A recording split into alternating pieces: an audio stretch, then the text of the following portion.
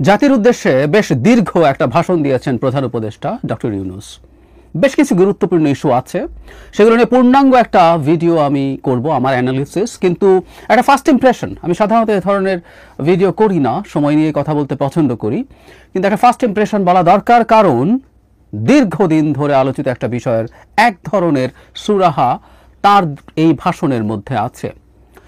আমরা জানি গত বেশ কয়েক মাস থেকে এটা ইন্টেন্সিফাইড হয়েছে, গত 2-3 মাসে। এর আগে শুরু থেকে এই আলাপটা ছিল, বিশেষ করে বিএনপি একটা স্পষ্ট নির্বাচনী রোডম্যাপ, আরও সরাসরি যদি বলি, বিএনপি আসলে একটা নির্বাচনের মাস শুনতে চাইছে। তার জন্য তারা তাদের যে চাহিদা সেটা হচ্ছে এই বছরের ডিসেম্বর, সেটার কথা বলছিলেন। কিন্তু আমরা দেখলাম প্রধান উপদেষ্টা সেটা শোনেননি, সেটার চাইতে, সেই সময়সীমার চাইতে অন্তত 3 মাসের বেশি সময়, মানে তিনি যে রোড ম্যাপের কথা, সময়সীমার কথা বলছেন, সেটা হচ্ছে এপ্রিলের 26 সালের এপ্রিলের প্রথমার্ধ, মানে 15th আগে। তার মানে 3 মাসের চাইতে আরও বেশি কিছুটা সময় বিএনপির যে শেষ তাদের ডেডলাইনের মতো ছিল সেটা থেকে তিনি নিচ্ছেন। প্রশ্ন হচ্ছে, এই যে একটা মোটামুটি তারিখ তিনি ঘোষণা করলেন, সেটা আমাদের এই যে রাজনৈতিক সংকট আছে, এটা আসলে সংকটের পর্যায়ে চলে গেছে, সেটাকে কতটুকু মেটাতে পারবে। আমরা খেয়াল করি, নির্বাচন আসলে ডিসেম্বরে হবে বলে মনে হচ্ছিল না। সরকারের, বিশেষ করে প্রধান উপদেষ্টার বক্তব্য খুব স্পষ্টভাবেই ছিল যে ডিসেম্বরে না, কারণ ডিসেম্বরে নির্বাচন চাওয়া নিয়ে তিনি তার অস্বস্তি বা বিরক্তিও প্রকাশ করেছিলেন জাপানে গিয়ে। তো আমরা অনেকে ধারণা করেছি আরেকটা বেটার অপশন হতে পারতো। ইনফ্যাক্ট ওটাই আমি এখনো মনে করি বেস্ট অপশন ছিল, সেটা হচ্ছে রমজান শুরুর আগে। কারণ নির্বাচনটা যদি শীতকালে হয়, ক্যাম্পেইন থেকে শুরু করে সব কিছু অনেক কমফোর্টেবল থাকে। নির্বাচনী প্রচারণা খুবই শারীরিক পরিশ্রমের কাজ, মানুষজন জনসভায় যাওয়া, প্রার্থীরা বিভিন্ন ভোটারের কাছে যাওয়া, মানুষ ইভেন ভোট যখন দিতে যাবে, তারা যখন কিউতে দাঁড়াবে, সব কিছু যদি হিসাব করি, শীতকাল ইজ দ্য বেস্ট টাইম, কোনো সন্দেহ নেই।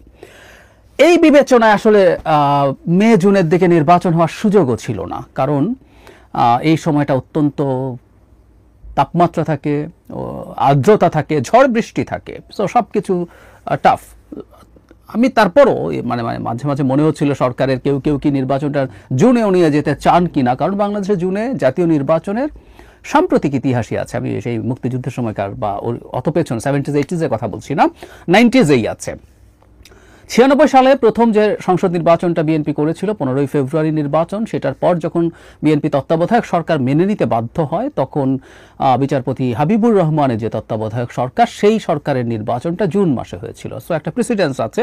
এটা দেখিয়ে কেউ এটাও বলার চেষ্টা করতে পারতো, কিন্তু না, সেটা হয়নি। এটা মন্দের ভালো। আসলে ফেব্রুয়ারির পর আর এই এপ্রিলের ফার্স্ট হাফটাই একমাত্র অপশন ছিল। আমি নিজেও অনেকবার বলেছিলাম, সেটা হচ্ছে এরকম যে রমজানের আগে তারা তফসিল ঘোষণা করে দেবেন, এবং রমজানের মধ্যে অফিসিয়াল কাজগুলো চলবে, মনোনয়নপত্র জমা, যাচাই বাছাই, মনোনয়নপত্র উইথড্রয়াল, তারপর ঈদের পর 2 সপ্তাহ ক্যাম্পেইন দিয়ে নির্বাচন হয়ে যাবে। এটাই লাস্ট অপশন ছিল। এবং এপ্রিলও খুব সুটেবল সময় না আসলে, কারণ এপ্রিলেও যথেষ্ট, আমরা আমাদের বাংলা মাস যখন বলি মার্চ, এপ্রিল, ওই সময়গুলো আসলে চৈত্র মাস, এবং মিডের আগে হওয়া মানে চৈত্র মাসের মধ্যে ক্যাম্পেইন এবং নির্বাচন হবে। খুবই উত্তাপ আছে ওই সময়, তবে অন্তত বৃষ্টি হওয়ার সম্ভাবনা কম। ওই সময়গুলোতে খানিকটা কালবৈশাখী হয়, কিন্তু মেজর বৃষ্টি বা ঝড় হয় না। সো শেষ জায়গাটা, মানে সরকারের জায়গা থেকে আমরা বলবো সর্বোচ্চ যতটুকু সময় নেওয়া সম্ভব ছিল, সরকার ঠিক ততটুকু সময় নিয়েছে। এবং এখন এই সময়টা 3.5 মাসের মতো বেশি। এবং আমি আমাদের প্রধান 2 পাওয়ার সেন্টার, বিএনপি এবং সেনাবাহিনী, সেনাপ্রধানও সম্ভবত এই বছরের মধ্যে নির্বাচনটা চেয়েছিলেন, আমরা দেখেছি, বা তার একটা 18 মাসের কথা ছিল, সেটাও আসলে তার চাইতে খানিকটা বেশিই হলো। এখন কি দাঁড়াবে? বিএনপি কি মেনে নেবে?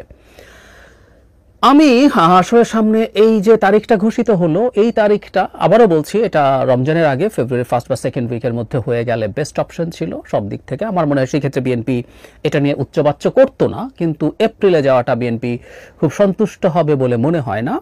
কিন্তু আবার আমি এটাও মনে করি না যে বিএনপি এই এপ্রিলে নির্বাচন নিয়ে অনেক টাফ কোনো পজিশনও নেবে। আমি ধারণা করি খুব টাফ কিছু নেবে না, কারণ সরকারের এটা এখন যেটা হবে একটা আলোচনার প্রশ্ন এসে দাঁড়াবে, কে কারটা, বিএনপি যদি এটা এগ্রি করার বিনিময়ে সরকার বিএনপিকে কি ছাড় দেবে, বা একই সাথে সরকারি তারিখটা দিয়েছে, সে বিএনপির কাছে কি চায়, এই জিনিসগুলো আসলে এখন হতে থাকবে। কিন্তু জটিলতা শেষ হয়নি বলে আমি মনে করি। আমি এগুলো নিয়ে বিস্তারিত কথা বলবো, কারণ নির্বাচন কমিশনটা চলবে না বলে এনসিপি কথা তুলছে, আরও কিছু ইফস অ্যান্ড বাটস যোগ করছে। কারণ এপ্রিলে যদি দিয়েই দেওয়া হয়, এর সাথে যে শর্ত তারা জুড়ে দিচ্ছিলেন, সংস্কার হতে হবে, বিচার ভিজিবল হতে হবে, এগুলোকে যুক্ত করার সম্ভাবনা তৈরি হয়।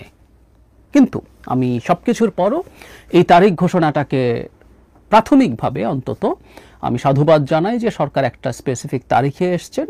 এটা নিয়ে এখনও যে আলোচনা করা যাবে না, নট নেসেসারিলি, এটা নিয়ে আলোচনা করা যাবে, কিন্তু ওই যে রমজান পড়ায় যেটা হয়েছে, 1 মাসের বেশি একটা সময়ের আসলে গ্যাপ পড়েই যায়, হয় এর আগে চলে আসতে হবে অথবা এর পরে, মানে 1.5 মাস 2 মাসের মতো পরে চলে যাচ্ছে। এই হচ্ছে ঝামেলার বিষয়। সো আসলে এটা ফেব্রুয়ারিতে আসতে হবে, সেটা আলোচনার পথ একেবারেই শেষ হয়ে গেছে আমি সেটাও মনে করি না। এখন সব পক্ষই চেষ্টা করবে পরস্পরের কাছে চাপের মাধ্যমে নানান রকম সুবিধা নিয়ে আসার। কিন্তু ওই যে একটা তারিখ তৈরি হয়েছে, দেশ এখন নির্বাচনমুখী হতে শুরু করবে, এবং আমি মনে করি অনেক ক্ষেত্রেই ওই ডেডলাইনটা আমাদের সংকটকে সমাধানের দিকে আস্তে আস্তে নিয়ে যাবে। মানুষ যখন